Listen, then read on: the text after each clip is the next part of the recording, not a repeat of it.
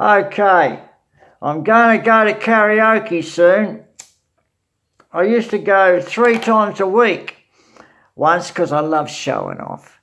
But I stopped going when COVID came a couple of years ago. So I might start going again because I want to show my mate Ken in Texas what a good rock and roll singer I am. Especially with Dwight Yoakam songs. All right.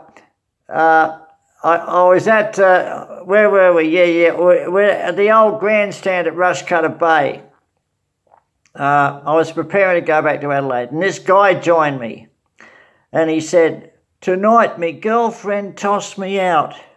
She was ropeable, mate."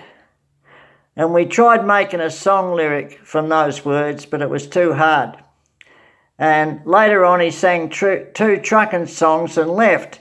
And one of the songs he sang was Little Boy Lost.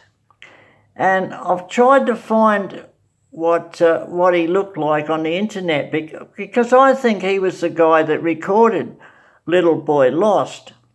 That was a song about a kid who was lost in the bush of Australia. And it became a big hit. Anyway, I hitchhiked back to Sydney, and when I finally got to Adelaide, I left Sydney and hitched down to Adelaide for about 2 days. And when I got to Adelaide, I went to see my old mate, Bubba Louie Hutchins. He lived near Henley Beach, and we met Joe and Laurie Spezzano, my Italian mates, at the Down Under Pool Hall. And I gave details of my travels, but they only believed 10% of it. They just couldn't believe all the things that had happened to me. And we'd play pool and poker for pennies, and they always won. And now I know they cheated, but I couldn't tell back then. Laurie wanted to save up money and come with me to Sydney and have big city fun. While I waited for Laurie, I worked as an assistant welder, building a Chrysler car plant. We wore no helmets, and when a 6-inch bolt fell from up above and missed my skull by an inch, I realised that life was short and I shouldn't waste it. So I got a job digging trenches for the water board for a couple of weeks, and then I was a machinist at Simpson Pope washing machines, and then an assembly line worker at Holden Cars at Woodville. Woodville, yeah. And the next job was placing 14 times a day a lead plate behind gigantic steel pipes. So an X-ray machine could check the strength of the welds.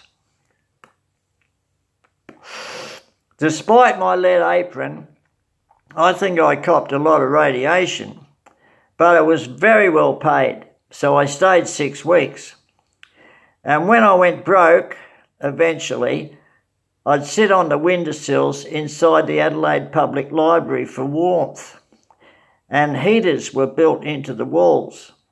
So I read E. Cummings, Corso, Ferlinghetti, D.T. Suzuki, Alan Watts, and Christmas Humphreys.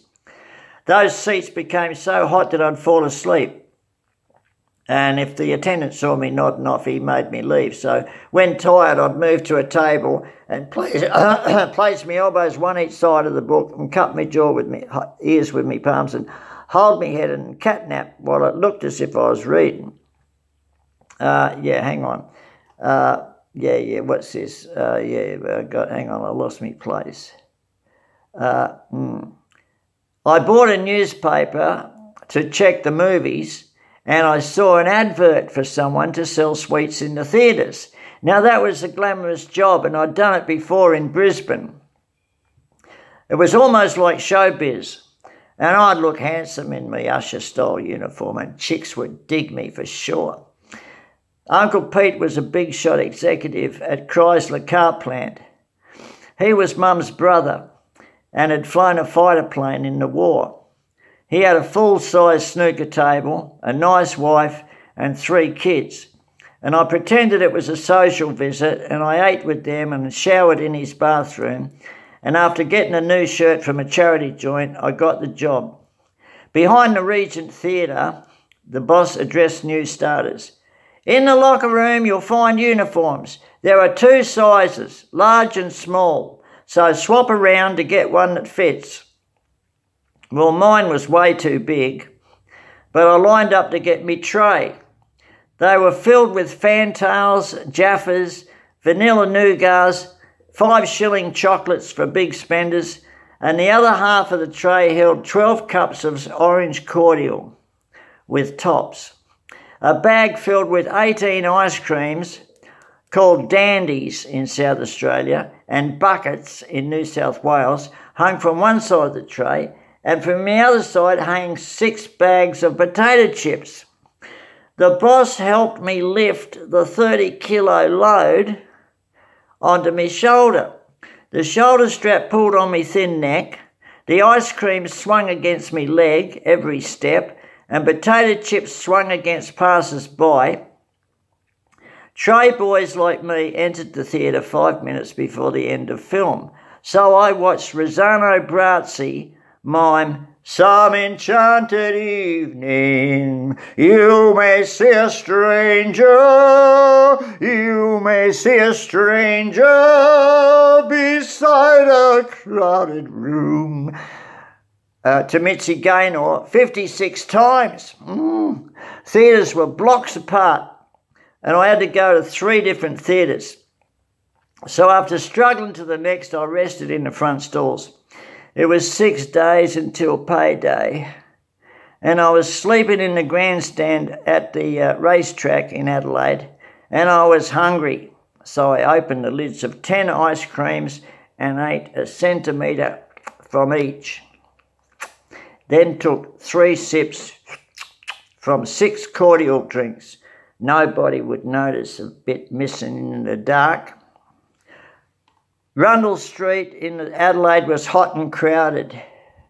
I tried not to collide with shoppers. Flies buzzed me face and me neck ached from the strap. Why can't people keep to the left?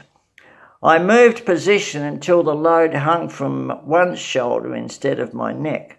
The free shoulder could now recuperate. Moving my right arm inside and over, I put the left arm under the strap so the load could hang from my left shoulder. Bang! Crash! The lot fell to the pavement. Small change bounced under a dozen feet. Drinks splattered. Passing shoes crushed bags of chips. And verily, the passing multitude did lament, look concerned, and saith unto me, "You poor kid." Lovely Adelaide strangers bent to help gather my change. They lifted the tray and hung it round my neck. I was like Jesus on the way to Calvary. Back at the office, the boss told me that the lost drinks and chips would be deducted from my pay. I was pissed off, but I made it through poverty week until payday. But the day after payday, after selling lots of stock, I disappeared into the unknown, taking some of the boss's money with me and dumping that Eric burden of a tray in the back stalls. Occasionally I'd visit my Uncle Pete, eat a giant meal while saying I had a job and was living in a respectable boarding house. If I told them the truth, they would have insisted I stay with them until financial. But I couldn't spare the time. An exciting subculture lay around the corner, and I thought my relatives would never understand. They probably would have. You know, I could have lived with my uncle or my grandparents and been a normal kid. But Uncle Pete mentioned that my grandparents had gone to Victor Harbour for a holiday. So I walked to their home at Henley Beach and slid through a window. In the darkness, quiet, my spirit soared at the luxury of living there. for 13 days. I put no light on. I lived on the small amount of food that was already in the kitchen. In my old room was my dead mum's Colorado Conquest radiogram. Comforted by the glowing dial, I lay in a warm cocoon of solitude, listening to radio dramas. They were scarce now that rock and roll was dominating the 1964 airwaves. Then I invented another fantasy game. It was called I Am Erskine Caldwell. He wrote fiction about racial prejudice and steamy sex in the US Deep South, but I'd translate his stories into my head and turn them into Australia. And I turned his Negroes into Aborigines. James M. Cain was another bloke I'd channel. He wrote Serenade and The Postman Always Rings Twice. Well, I set his stories in Murray Bridge.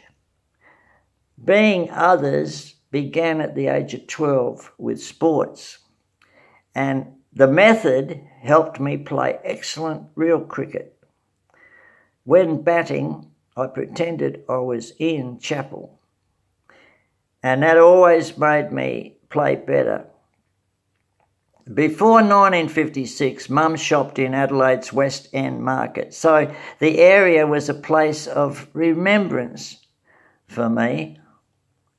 And I'd wander there and retrace our steps and remember all the times I'd been there with me mum.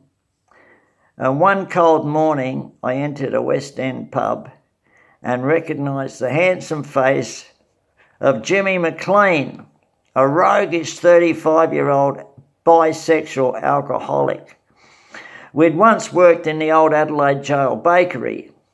You had to start at 5 a.m, but at 10 a.m. we finished for the day, and we'd lay around an outside furnace eating hot cheese rolls. He was telling all the drinkers in the pub of his arrest the day before and miming the details. Jimmy said, "The old judge asked me if when I relieved myself in busy Hindley Street at 5 p.m, I'd been aware it was in view of women and children. I said, it was a desperate situation, Your Honour. I was bursting and there was no toilet near, sir. So I held on as long as I could until I was sure no women and children were in sight. Then I let flow behind a parked car, and I took care not to get any liquid fluid on the person's automobile, sir, and I tried to pee fast in case any children came along. I could not live with myself if I caused them nightmares and traumas, sir." And then the old judge gives me a good behaviour bond, not to urinate for 12 months in public. And he was glugging beers, and all the blokes were in the pub were listening to him and buying him drinks. Jimmy was always smiling. He had a suntanned face, probably from sunbaking in Adelaide jail. And when he had a clean suit, he'd cash worthless cheques. And he and I would stay in nice hotels. He'd drink wine, and I'd bludge money off him. He taught me to survive comfortably on the street, and although we shared hotel beds, he was not sexually aggressive. Jimmy told me once, if you ever get real hungry, just find an AA meeting. When the blokes are talking about giving up booze, just go out to where they have tea and biscuits set up and fill your pockets with the bickies. They don't care too much. Jimmy must have travelled a lot because he disappeared one day, and I never saw him again until a month later. And I ran into him in a pub in Sydney a year later, I think it was, and he said he now had TB. And sadly, I gave him a slip in case TB germs hopped onto me. I was having an excellent free meal at the Salvos in Light Square in Adelaide, when a short bloke about 30 called Pat Edwards said that Johnny O'Keefe was the best Aussie rocker. Now, I didn't voice opinions if I didn't agree, in case I got punched in the face, but I couldn't stand Johnny O'Keefe, and my love of rock swept away my reticence, and I said, O'Keefe is shithouse. He just yells. The only professional sound in Australia is Johnny Reb and the Atlantics and Ray Hoff and the Hoffbeats and guitarist Dave Bridge and Rob E.G. Well, the bloke didn't biff me, so to reward his non-aggression, I said, O'Keefe's record of So Tough is okay, and Don't You Know Pretty Baby, and That'll Be All Right, and You Excite Me, it ain't bad. But the rest of O'Keefe's songs are just him yelling B-grade songs. Pat claimed that he was the king of the rockers, but his haircut was ordinary. Everyone knows Pat Edwards, he said, and he was always picking his teeth. You want to get into the Palais Royal dance for nothing? He asked me. All I knew about the Palais Royal was that the Penny Rockets played there, and the one record they made sounded lousy. But I said, yeah, sure. The next few days, Pat got us into 5 dances for free. My appearance was unkempt, so I didn't chat up girls. I searched for beatnik-type girls, but I never saw any. And unknown to Pat, I'd sneak outside and go through the glove boxes of unlocked cars. The pickings were very poor, and if a tough guy caught me in his hot rod, I would be in the casualty ward. But finally, my pal Lorenzo Spezzano was ready to hit the road to Sydney. So he was going to come with me, and we took off. Okay, that's all today.